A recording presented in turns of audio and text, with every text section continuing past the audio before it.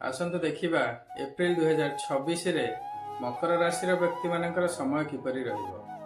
राशिर अधिपति शनि तृतीय स्थान रे अछंती। तृतीय शनि शुभ फल दियंती। स्वास्थ्य भल रहिबो।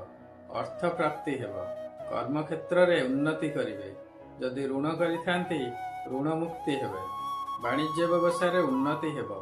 शत्रु मानक उपरे जय लाभ करिवे। समस्त कार्य निर्द्वंद्व समापन हेबो। आपणकर द्वितीय स्थान रे राहु अछंती। धनहानि कार्यहानि एवं शत्रु वृद्धि हेबो। मात्र जेहेतु शनि शुभ अछंती एवं आपणकर द्वितीय स्थान को बृहस्पतिंकर दृष्टि रहउची राहुंक ठार मध्य एते अशुभ फल मिलिबो नाही। आपण राहुंकर प्रतिकार करंतु।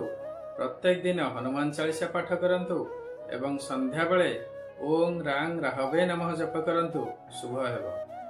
आपणकर पंचमाधिपति एवं कर्माधिपति शुक्र चतुर्थ स्थान रे अछंती। धन प्राप्ति हेबो। कर्म क्षेत्र रे उन्नति हेबो।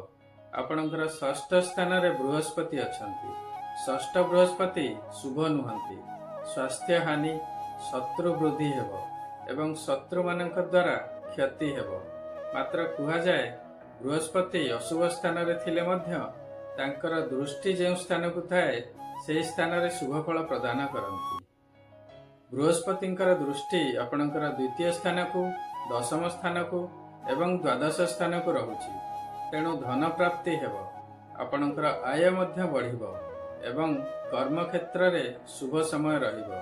आपणकर अनावश्यक व्यय उपरे मध्य कंट्रोल आसीबो। आपण बृहस्पति शनि एवं शुक्रंकर प्रतिकार करंतु शुभ हेबो।